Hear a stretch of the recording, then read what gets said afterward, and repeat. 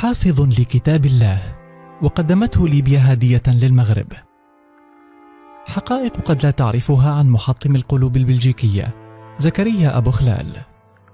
سجد ودعا ربه بتحقيق حلم الشعب المغربي وحلمه الشخصي بالتسجيل في كأس العالم، وها هو يفعلها وينصر المغرب على بلجيكا، ويسجل الهدف الأهم في مسيرته الاحترافية الذي كان تتويجا لمجهودات لاعب متدين خلوق محبوب في كل الفرق التي مثلها. فمن هو زكريا أبو خلال؟ إمام ومؤذن البعثة المغربية في قطر الذي فطر بقدمه قلوب شعب دولة بأكملها. لمع اسم لاعب فريق الكامار السابق وتولوز الحالي مع المنتخب المغربي خلال بطولة كأس الأمم الإفريقية الأخيرة بالكاميرون، وهو ما منحه فرصة تمثيل أسود الأطلس في بطولة بحجم كأس العالم 2022، تتويجا لاختياره اللعب بألوان المنتخب المغربي على حساب نظيره الهولندي كونه ولد في مدينة روتردام. اللاعب صاحب 23 عاما بجانب تميزه الكروي وامتلاكه لموهبة واعدة تبشر بالكثير في المستقبل، يعتبر واحدا من أكثر اللاعبين العرب التزاما بالدين في أوروبا. حافظ زكريا طوال فترة الصباه على اتباع تعاليم الدين الإسلامي بعدما تربى في بيت عربي مسلم لأم مغربية وأب من ليبيا، وانعكس ذلك على سلوكياته الحميدة ويشهد لأخلاقه بالدماثة والرقي، حيث يعتبر من اللاعبين أصحاب المواقف النبيلة، بداية من تكفله بنفقات طفل مغربي قبله أثناء زيارته للمغرب وعرض عليه السفر إلى هولندا للعيش معه،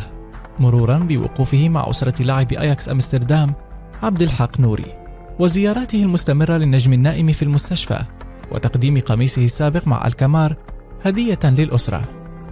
يحرص زكريا أيضا على الحفاظ على فروض الدين الحنيف، ورغم صعوبة الصوم في الملاعب الأوروبية إلا أن أبو خلال لم يتنازل عن صيام شهر رمضان منذ صغره،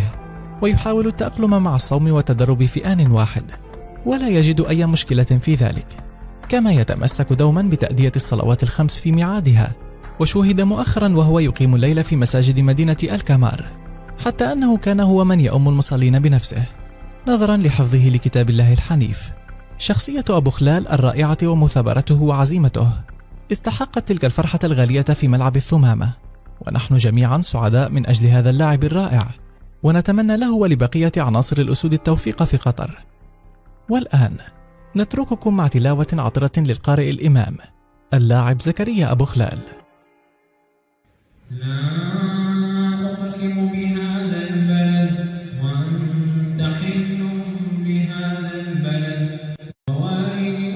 وما ولد لقد خلقنا الإنسان في كبد أيحسب أن لن يقدر عليه أحد يقول أهلكت مالا لبدا أيحسب أن لم يروا أحدا ألم نجعل له عينين ولسانا